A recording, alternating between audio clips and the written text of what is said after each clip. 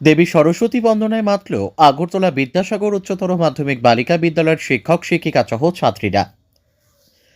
রবিবার থেকে শুরু হয়েছে বিদ্যার অধিষ্ঠাত্রী দেবী সরস্বতীর পুজো। আজ কিছু কিছু স্কুল, কলেজ, অফিস এবং বাড়িঘরে দেবী সরস্বতীর বন্দনা করা হচ্ছে। সোমবার গোটা রাজ্যের সাথে ত্রিপুরা সর্বত্রই দেবী সরস্বতীর বন্দনায় মেতে উঠবেন স্কুল কলেজের ছাত্রছাত্রীরা।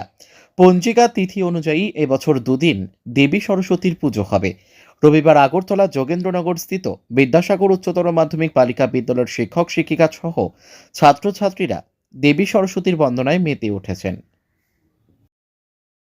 ম্যাডাম, আজকে আমরা দেখতে পাচ্ছি বিভিন্ন স্কুল কলেজ সহ বাড়িঘর সহ বিভিন্ন অফিসগুলিতে মানে দেবী সরস্বতীর বন্দনায় ওই দিয়েছে মেতে উঠেছে মানে সকলে। কি কি থাকে আপনার বার্তা? সরস্বতী পূজার বার্তা মানে সরস্বতী তো বিদ্যার দেবী। তো আজকে আমরা সবাই একসাথে এখানে জড়ো হয়েছি। দুদিন এবার পড়েছে, তো আমরা আজকে তিথিটা মানে অনেক সময় পাওয়া যাবে বলে তো আমরা সবাই মিলে সিদ্ধান্ত নিয়েছি যে আমরা আজকের দিনেই এখানে পুজো করবো। তো এটা প্রত্যেক বিদ্যালয়েই হয়ে থাকে প্রতি বছরের মতো আমরা চাইব যে ছাত্রছাত্রীরা এই পুজো সবাই সুন্দরভাবে করুক।